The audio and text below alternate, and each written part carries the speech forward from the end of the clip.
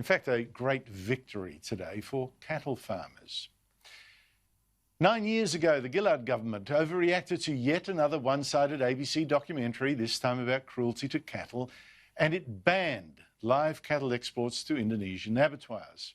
Cattle businesses were ruined overnight. But today, the federal court ruled that this ban was unlawful. It said then Agriculture Minister Joe Ludwig had ordered that ban despite industry representatives telling him they could keep exports going with much better controls against animal cruelty. And Ludwig hadn't even talked to Indonesia about a solution. Just bang, bans, gone. The court said Ludwig, well, in fact, the whole Gillard government really, had been recklessly indifferent to the harm they were causing. Now, the lead plaintiffs in this class action for $600 million were Emily Brett and her late husband Dougal of the Brett Cattle Company from Waterloo Station, southwest of Katherine in the Northern Territory. Sadly, Dougal died in a helicopter crash, didn't live to see this victory. But I spoke earlier to his father, Colin Brett.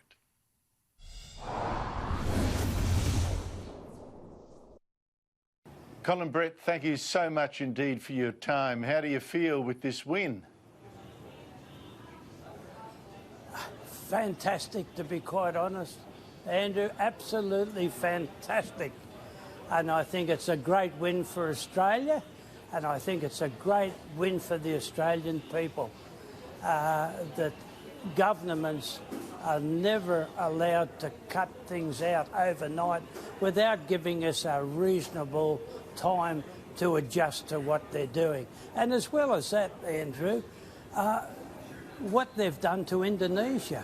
Our great friends right alongside of us are our northern neighbours, and they cut off their one of their protein supplies. So that's where we've had a terrific win, and I think it's going to go right across agriculture. And I don't think, just myself, I don't think governments will do that again. I'm hoping that they won't, and that all of agriculture will get a win out of this. So tell me, just take us through it. I mean, so 9 years ago, you've got a really great business going. You're sending cattle to Indonesia, and overnight, bang, no business at all. Yeah, it's pretty tough. And it's not just tough, Andrew, for me, for my family, but it was tough for a lot of other people that are associated with us. People that own trucks, that brought the cattle, the people that, right across the board in agriculture up here, there was a tremendous effect on all of us, right down to people that were greengrocers, so to speak. It was a pretty tough time to just cut us all off like that. Did you try to go to the government and say, listen, we can do this a different way. We can make sure that, you know, the rotten abattoirs are not part of the picture, that the cattle are looked after. Did you try to negotiate with the government? Yes, our Cattlemen's Association of the Northern Territory tried very, very hard on our behalf to straighten it right out. And the government just wouldn't take any notice of what we said. They just were determined to cut us off, and it was cut off just overnight with no notice at all. It was a pretty tough time for all of us, but boy, oh boy, I tell you what, this is when you know when your friends are around, because we had some terrific friends, and a lot of people, the Farmers Federation, and a lot of the groups of people in the bush just got together, and this is the result. We've won. We've really, it's the first time I think that a government has ever been beaten by the people and taken on by the people. So, oh boy, Andrew, it's a terrific day for us. To be quite honest, mate, I've had a few drinks, and I'm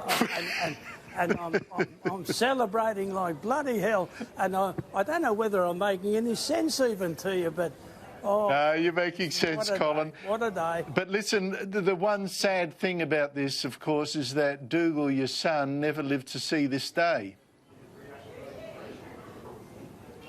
Well, I don't like to put a sadness on the whole thing, but that is my wife and I have never ever got over that, to be quite honest, and all of our family, and particularly Emily, his wife. I had a terrific son, lost a terrific son, and I don't know what you say about things like that, mate. That's mate. a personal thing that our family has. Yep. And but you know, in saying all of that, we're terribly proud. We're terribly proud of our Emily.